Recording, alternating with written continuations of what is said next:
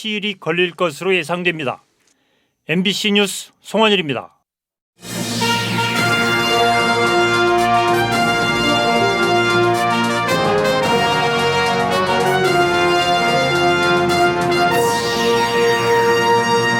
겨울 축제의 원조인 태백산 눈축제가 3년 만에 정상적으로 개막했습니다. 오늘부터 닷새 동안 다채로운 눈꽃의 향연이 펼쳐집니다. 강원특별자치도 원년을 맞아 지역별 맞춤형 특례들이 마련되고 있습니다. 올해 달라지는 정책들을 알아봅니다. 다음 주부터 실내 마스크 착용 의무가 부분 해제돼 착용 권고로 전환됩니다. 강원도가 대비책 마련에 분주합니다. 지난해 강원도 무역 적자가 사상 최대치를 기록했습니다. 올해도 전망이 밝지 않아 수출 시장 다변화가 절실해지고 있습니다. 안녕하십니까. 뉴스데스크 강원입니다.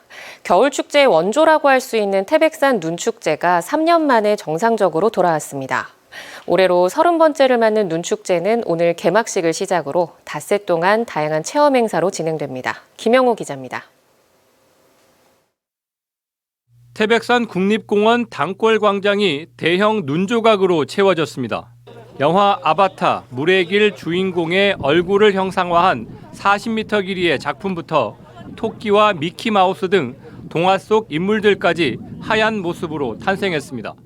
고등학교 친구들하고 매년 만나는데 이게 오분이 동심을 불어일으켜주고 또한 우리들이 학교 다닐 때 추억을 되살릴 수 있는 기회가 돼서 참 좋습니다. 이글루 카페에서는 얼음 의자와 탁자에 앉아 따뜻한 음료를 마시며 이색 정취를 느낄 수 있습니다. 다 얼음으로 돼 있어가지고 너무 신기하고 그리고 밖에보다 따뜻해서 되게 신기한 것 같아요. 올해로 30회를 맞는 태백산 눈축제가 코로나 상황에서 3년 만에 다시 열렸습니다.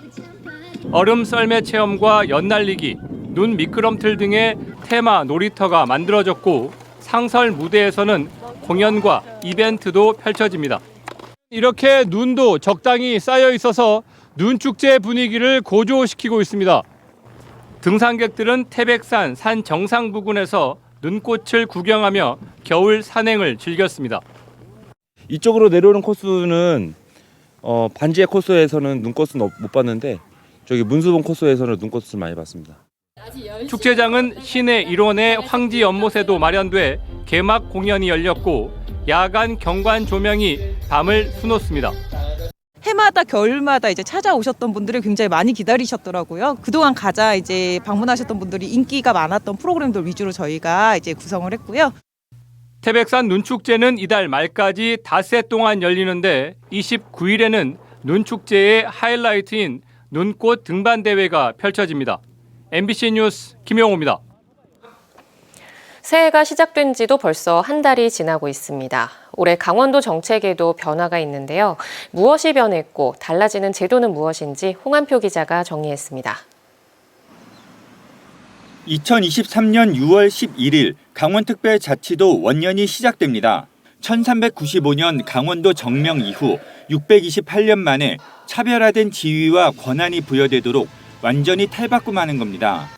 이미 공개된 강원특별자치도법 개정안 초안에는 강원도 개발을 막았던 각종 규제 완화와 시군별 맞춤형 특례 181개 조항이 담겨 있습니다. 그동안 강원도에서 규제로 좀 제약을 많이 받았던 것을 좀 털어내는 이런 완화 작업이나 개선 그리고 혁신적인 것을 담은 내용이 있고 그리고는 특례 쪽으로 가면 이제 미래 비전을 강원도가 어떻게 가져갈 것인가. 강원도의 육아 기본수당이 만 8세 미만까지 연차별로 확대됩니다. 만 4세까지는 월 50만 원으로 2026년까지 매년 1세씩 만 7세까지 받을 수 있습니다.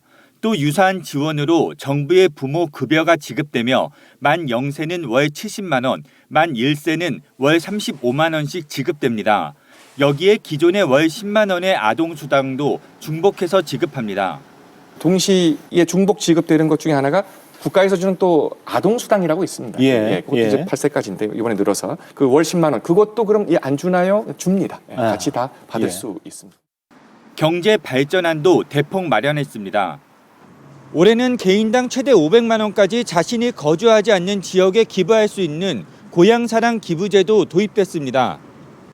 비료, 농약, 시설 자재, 종잣값 등에 최대 50%까지 지원하는 반값 농자재 지원도 새해 들어 처음 시행됩니다. 우리 시에서는 30억 예산을 확보하여 기존에 지원하고 있는 영농자재 지원 사업과 별도로 16개 품목을 선정하여 추가로 농자재를 지원하고자 합니다. 강원도나 관련 기관에 근무하는 기간제 근로자의 경우 생활임금이 11,370원씩 지급됩니다. 또 만 18세 이상 39세 이하 기준 중위소득 150% 이하 근로청년의 경우 36개월 동안 월 10만 원씩 적립하면 적금액이 2배로 늘어나는 청년 디딤돌 2배 적금도 지원됩니다. 하지만 이런 정책들은 보다 세심하게 조율할 필요성도 제기되고 있습니다. 프리랜서나 알바를 하고 있는 목돈 마련이 정말 실질적으로 필요한 그런 청년들에게는 너무 어렵고 까다로운 조건입니다. 자격 조건입니다. 한편 MBC 강원 영동은 오는 29일 오전 7시 40분 강원도의 달라지는 것들과 그로 인한 변화를 살펴보는 시사 프로그램 시사 반장을 방영합니다. MBC 뉴스 홍한표입니다. 강원특별자치도 출범에 앞서 강원도 맞춤형 특별법 개정안 2건이 국회에 발의됐습니다.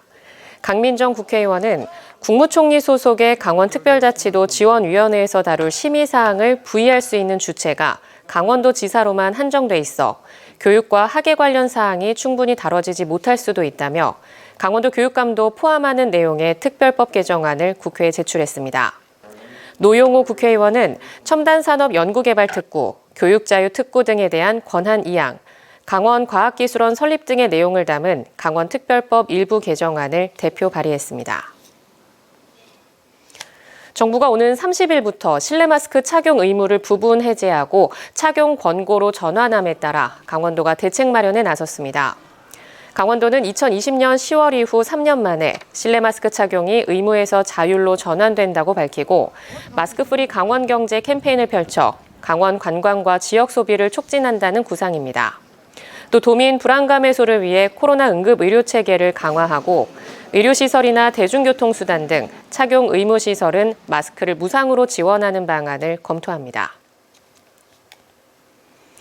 지난해 강원도 무역 적자는 49억 달러로 사상 최대를 기록했습니다. 주요 수입 품목인 천연가스와 유연탄 가격이 크게 올랐는데 전쟁과 경기 침체 등의 요인으로 수입액이 수출액보다 3배 가까이 많았습니다.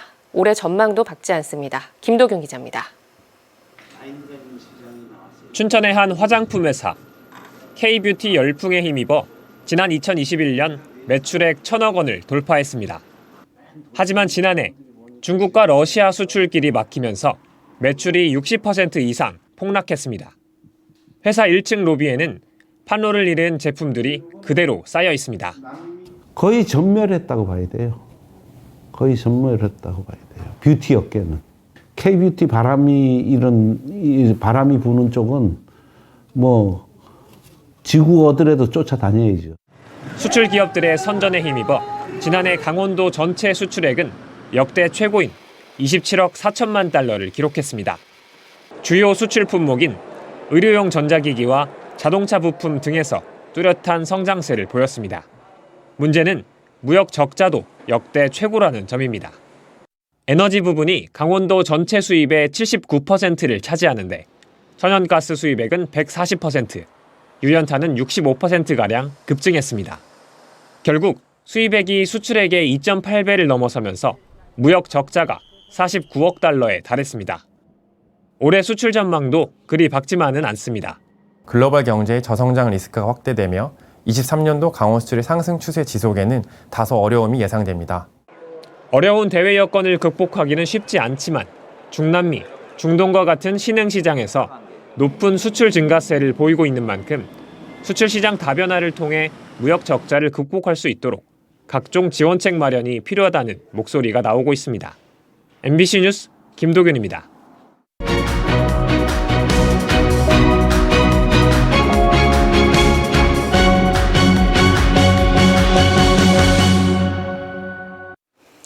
강릉시가 2026년 열리는 ITS 세계총회에 대비한 실무준비위원회를 구상하고 오늘 첫 회의를 개최했습니다. 위원회는 기획, 홍보, 기술, 학술의 4개 분과 12명으로 구성돼 이달부터 2026년 세계총회 조직위원회 출범 전까지 운영될 예정입니다.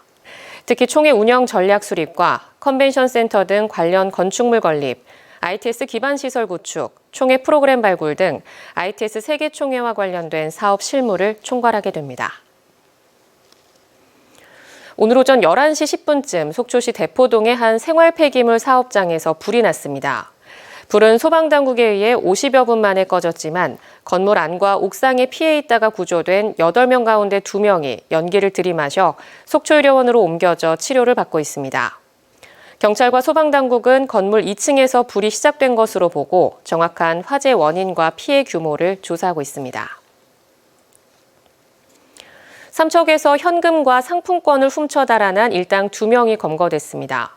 삼척경찰서는 지난 19일 삼척중앙시장 인근 도로에서 현금과 상품권 1,200여만 원이 든 가방을 날치기에 달아났다가 붙잡힌 피의자 2명 가운데 1명을 절도 혐의로 구속했습니다.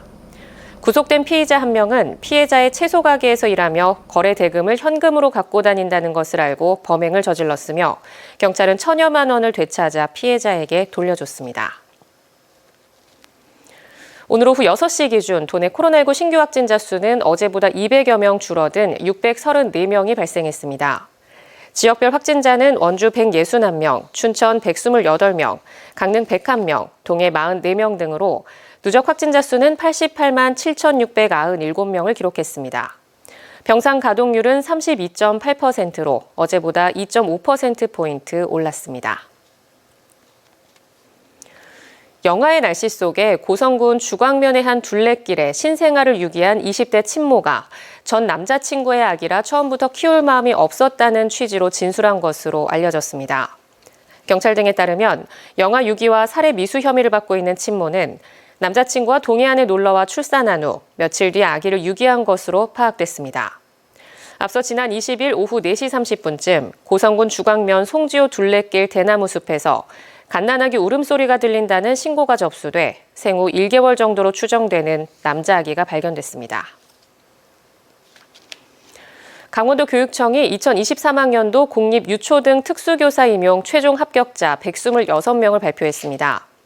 초등학교 교사는 93명, 유치원 14명, 특수학교 19명 등으로 4차례 선발 과정을 거쳐 최종 합격했습니다. 합격자는 다음 달 6일부터 16일까지 교육 현장 적응을 위한 임용 전 직무연수를 이수한 뒤 임용 후보자 순위에 따라 임용될 예정입니다. 강릉 동계올림픽 특구에 2026년까지 숙박시설이 대거 들어섭니다. 강릉시 동계올림픽 특구에는 1,015실 규모의 강릉 디오션 2호구가 2025년 상반기 준공을 목표로 지난해 4월 착공했고 549실 규모의 경포 올림픽 카운티도 현재 실시계획 승인 절차를 받고 있습니다. B&T 파트너스, 현대건설, 한국투자증권이 설립한 특수목적법인이 오늘자로 강릉 문화올림픽 특구 사업 시행자로 고시돼 2026년까지 안현동의 지상 35층 752실 규모의 숙박시설을 지을 예정입니다. 강원뉴스 마칩니다. 시청해주신 여러분 고맙습니다.